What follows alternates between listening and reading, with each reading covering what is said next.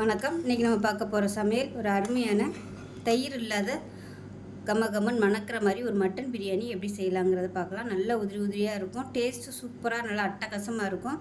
எப்பயும் போல் தயிர் ஊற்றி பண்ணாமல் இது மாதிரி ஒரு நாள் செஞ்சு பாருங்கள். நல்ல ஃப்ளேவராக சூப்பராக இருக்கும். ஸோ வாங்க அந்த அருமையான மட்டன் பிரியாணி எப்படி செய்யலாங்கிறத பார்க்கலாம். இப்போ ஒரு குக்கர் எடுத்துக்கலாம். இதில் வந்து தேவையான அளவுக்கு எண்ணெய் விட்டுக்கலாம். நான் வந்து கடலை நெய்யும் கலந்து சேர்த்துருக்கேன்.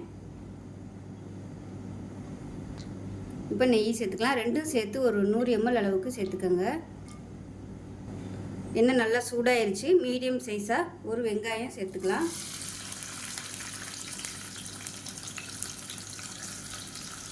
நான் வந்து 200 கிராம் அளவு தான் அரிசி எடுத்திருக்கேன். ஒரு 2 பேர் சாப்பிட்ற மாதிரி அந்த அளவுக்கு தான் செய்கிறேன். ஒரு கைப்பிடி வரும் இந்த பெரிய வெங்காயம்.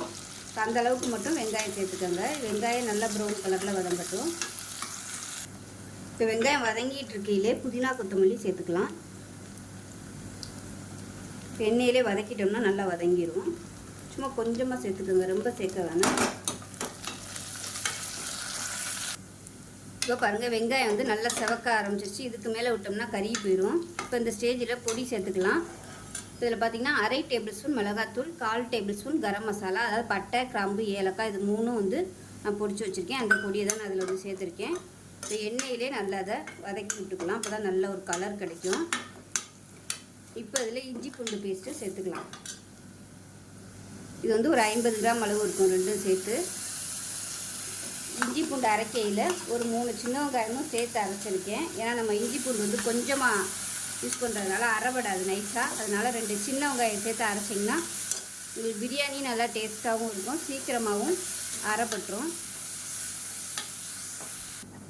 இஞ்சி பூண்டு பேஸ்ட் நல்லா வதங்கிடுச்சு. மீடியம் சைஸாக ஒரு தக்காளி சேர்த்துக்கலாம். ஒன்றே சேர்த்திங்கன்னா போதும். இது நல்லா மசிஞ்சு வரட்டும். இப்போ தக்காளி நல்லா மசிஞ்சு வரட்டும். இதில் பார்த்திங்கன்னா நான் இன்றைக்கி எடுத்துருக்க அரிசி துளசி அரிசி தான் எடுத்திருக்கேன். நான் வந்து ஜீரக சம்பா தான் அதிகமாக போட்டிருக்கேன். துளசி ரைஸில் வந்து போடலை. இது வந்து நல்லா கழுவிட்டு நல்லா 1 மணி நேரம் ஊற வச்சுருக்கேன். கழுவிட்டு சுடுதண்ணி வந்து ஊற்றி வச்சுருக்கிறேன். இப்போ இந்த தண்ணியை வந்து நம்ம எடுத்துருவோம். இருத்துட்டு வடிகட்டி வச்சுக்கலாம். ஏன்னா சுடுதண்ணி ஊற்றினோம்னா அந்த சாதம் அரிசியில் உள்ள கஞ்சி பசை எல்லாமே அந்த சுடுதண்ணியில் இறங்கிடும். நமக்கு சாதம் வந்து நல்லா பொலன்னு உதிரியாக கிடைக்கும். அதுக்காக தான். ஆனால் அந்த துளசி அரிசி வந்து நல்லா 1 மணி நேரமாவது நீங்கள் ஊற விடணும். அப்போ தான் உங்களுக்கு நல்லா சாஃப்டாக வரும். இதுவே ஜீரக சம்பா அரிசியாக இருந்தால் 20 நிமிஷம் ஊற வச்சா போதும் நமக்கு. இந்த அரிசி எப்பயுமே 1 மணி நேரம் ஊற வைக்கணும். நான் வந்து 1 மணி நேரம் ஊற வச்சுட்டேன். இப்போ இதில் வேக வச்ச மட்டனை சேர்த்துக்கலாம். நான் வந்து 200 கிராம் அரிசி எடுத்ததுனால அதே அளவுக்கு 200 கிராம் மட்டன் வந்து கொஞ்சமாக உப்பு, மிளகாத்தூள் போட்டு வேக விட்டு எடுத்து வச்சுருக்கேன். தண்ணி வந்து தனியாக எடுத்து வச்சுருக்கேன். இப்போ இந்த வெறும் மட்டனை மட்டும் போட்டு நம்ம கொஞ்சம் வறுத்துக்கலாம் அந்த எண்ணெயில். இப்போ தான் மசாலா எல்லாமே கொஞ்சம் பிடிக்கும். இப்போ இதில் பார்த்திங்கன்னா மட்டன் வேக வச்ச தண்ணி 3 டம்ளர்கிட்டே இருக்குது. நான் வந்து இந்த டம்ளரில் தான் எடுத்திருக்கேன் அரிசி. ஸோ அதனால் இந்த டம்ளரில் 4 டம்ளர் தண்ணி வைக்க போகிறோம். 1 டம்ளருக்கு 2 டம்ளர் தண்ணி. நான் 2 எடுத்ததுனால 4 டம்ளர் தண்ணி. இப்போ இதில் 3 டம்ளருக்கு தண்ணி இருக்குது. 1 டம்ளருக்கு தண்ணி ஊற்றிட்டு இப்போ இந்த தண்ணியை வந்து நம்ம நல்லா கொதிக்க வச்சுக்கலாம். ஏன்னா இப்போ இந்த மசாலாலாம் நல்லா வதக்கி இருக்கும். அதனால தண்ணியை கொதிக்க வச்சு ஊற்றினோம்னா அந்த டேஸ்ட் வந்து நல்லா மெயின்டைன் ஆகும். இந்த தண்ணி வந்து நல்லா சூடாகட்டும். துளசி அரிசிக்கு வந்து கொஞ்சம் வேகிறதுக்கு தண்ணி தேவைப்படுறதுனால 2 பங்கு தண்ணி வச்சிங்கன்னா தான் கரெக்டாக இருக்கும். அதே மாதிரி நல்லா 1 மணி நேரம் ஊற வைக்கணும். இது வந்து தம்மில் தான் நான் போட போகிறேன். இப்போ பாருங்கள் மட்டனை நல்லா வதக்கியாச்சு.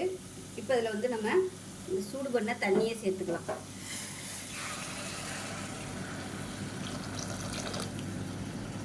சேர்த்துட்டு இப்போ உப்பு டேஸ்ட் பண்ணி பார்த்துட்டு உப்பு சேர்த்துக்கலாம். ஏன்னா மட்டன் வேக வைக்கும்போது உப்பு சேர்த்துருக்கேன். அதனால் மட்டன் வேக வச்ச தண்ணியில் உப்பு இருக்கும். அதனால தான் நான் உப்பு போடலை. இப்போ வந்து உப்பு செக் பண்ணி பார்த்துட்டு உப்பு சேர்த்துக்கலாம். உப்பு கம்மியாக இருக்குது, கொஞ்சமாக உப்பு சேர்த்துக்கலாம். இப்போ தண்ணி நல்லா கொதிக்குது. இப்போ வடிகட்டி வச்சுருக்க அந்த அரிசியை சேர்த்துக்கலாம். தண்ணி வந்து ஈரம் இருக்கக்கூடாது. சேர்த்துட்டு நல்லா கலந்து விட்டுடலாம். இப்போ இந்த ஸ்டேஜில் 1/4 டம்ளர் அளவுக்கு பால் சேர்த்துக்கலாம். நான் வந்து தயிர் சேர்க்கலை, அதுக்கு பதிலாக பால் சேர்க்குறேன். பால் சேர்த்திங்கன்னா டேஸ்ட்டு சூப்பராக இருக்கும். இது ஒரு நல்ல ஒரு ஃப்ளேவர் கொடுக்கும். தயிர் சேர்க்காமல் இது மாதிரி செஞ்சு பாருங்கள். இதில் வந்து 2 முந்திரி பருப்பு, 2 பாதாம் சூடான பாலில் ஊற வச்சு நல்லா அரைச்சி வச்சுருக்கேன். இப்போ இதை சேர்த்துக்கலாம். இது நல்லா கலந்து விட்டுட்டு இப்போ இதில் கொஞ்சமாக லெமன் ஜூஸ் வந்து பிழிஞ்சு விட்டுக்கலாம். இப்போ இது பார்த்திங்கன்னா பெரிய பழமாக இருக்குது, அதனால் கொஞ்சமாக மட்டும் பிழிஞ்சு விட்டுக்கிறேன்.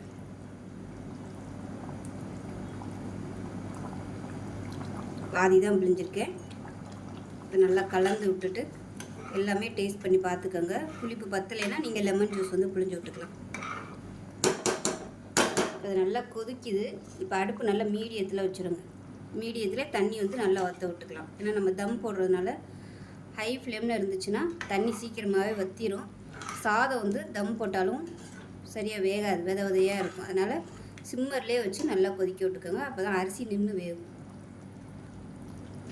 இந்த பிரியாணிக்கு நான் யூஸ் பண்ணியிருக்க கரம் மசாலா ஏற்கனவே வீடியோ போட்டிருக்கேன்.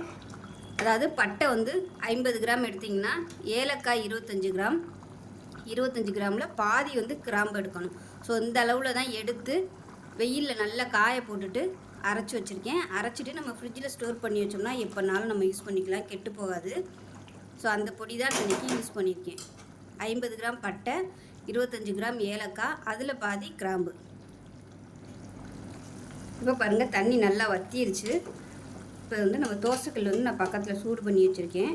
இப்போ நல்லா மட்டைப்படுத்தி விட்டுட்டு விருப்பம் இருந்தால் நீங்கள் வந்து நெய் சேர்த்துக்கலாம். தாராளமாக நெய் சேர்த்திங்கன்னா சூப்பராக இருக்கும் பிரியாணிக்கு. உங்களோட விருப்பம் தான். நெய் வந்து எவ்வளோ சேர்க்குறீங்களோ அவ்வளோ நல்லாயிருக்கும் பிரியாணி. ஸோ எனக்கு வந்து பிடிக்குங்கிறதுனால நான் வந்து கொஞ்சம் கூட சேர்த்துருக்கேன் நெய். இப்போ கல் வந்து நல்லா சூடு பண்ணிட்டேன். சூடு பண்ண கல்லில் நம்ம குக்கரை வச்சுக்கலாம். குக்கரை வச்சுட்டு நல்லா கொஞ்சம் அடுப்பை அதிகப்படுத்திக்கோங்க. ஏன்னா கல் வந்து நல்லா சூடு ஏறணும். இப்போ இந்த கல்லில் தண்ணி ஊற்றிக்கலாம்.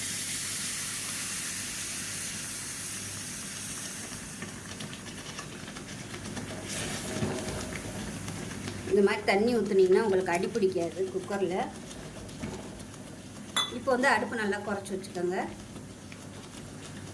தண்ணி ஊற்றியெல்லாம் அடுப்பை குறைச்சி வச்சுக்கோங்க, இல்லைன்னா உங்களுக்கு தெரிக்கும். சுற்றி எல்லா இடமும் தண்ணி ஊற்றி விட்டுக்கோங்க.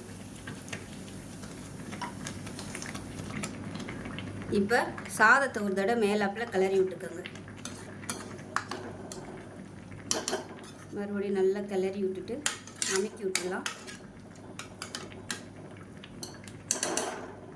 அமைக்கி விட்டுட்டு நல்லா கிச்சனை மூடுற மாதிரி ஒரு தட்டு வச்சுக்கோங்க. தட்டு வச்சுட்டு இங்கே வந்து ஒரு பாத்திரத்தில் தண்ணி நல்லா சூடாக இருக்குது. இந்த பாத்திரத்தை அப்படியே இது மேலே விட்டு வச்சிடலாம். வச்சுட்டு நல்லா ஒரு 20 நிமிஷம் தம்மாகட்டும். தம்மானதுக்கப்புறம் பார்க்கலாம். இப்போ பாருங்கள் பிரியாணி வந்து நான் தம் உடைச்சதெல்லாம் எடுக்கலை. நான் மாமனார் மாமியார் வந்துருந்ததுனால நான் அந்த பிஸியில் மறந்துட்டேன். ஸோ எல்லோரும் சாப்பிட்டுட்டு அவங்களுக்கு கொஞ்சம் கொடுத்து விட்டுட்டு சாப்பிட்டுட்டு இருக்கையில் தான் ஞாபகம் வந்துச்சு ஃபினிஷிங் எடுக்க மறந்துட்டோமே அப்படின்ட்டு. ஸோ இதுதான் பார்த்துக்கோங்க. சாதம் பாருங்கள் எவ்வளோ உதிரி உதிரியாக சூப்பராக இருக்குன்னு. டேஸ்ட்டுமே நல்லா அட்டகாசமாக இருந்துச்சு இந்த பிரியாணி. ஒரு தடவை தயிர் இல்லாமல் இது மாதிரி செஞ்சு பாருங்கள். நான் ஏற்கனவே இதே மெத்தடில் சிக்கன் வந்து போட்டிருக்கேன். ஸோ சிக்கனும் பண்ணிக்கலாம், பிரியாணியும் பண்ணிக்கலாம். அருமையாக இருக்குது. இன்னும் நைட்டு சாப்பிட இன்னும் நல்லா உதிரி உதிரியாக வந்துடும். இப்போவே நல்லா இருக்குது பாருங்கள். ஸோ இந்தளவுக்கு தான் இருக்கணும். ரொம்பவும் ட்ரையாக இருந்துச்சுன்னா சாப்பிடதான் இருக்கும். நல்லா பசபசன்னு இருக்குது, அதே சமயம் உதிரியாகவும் இருக்குது. ஸோ இதே மாதிரியே செஞ்சு பாருங்கள். செஞ்சு பார்த்துட்டு எப்படி வந்துச்சுங்கிறத சொல்லுங்கள். வீடியோ பிடிச்சிச்சுன்னா லைக் பண்ணுங்கள், கமெண்ட் பண்ணுங்கள், சேனலை சப்ஸ்கிரைப் பண்ணுங்கள், பக்கத்தில் உள்ள பெல் பட்டனையும் ப்ரெஸ் பண்ணுங்கள். நன்றி.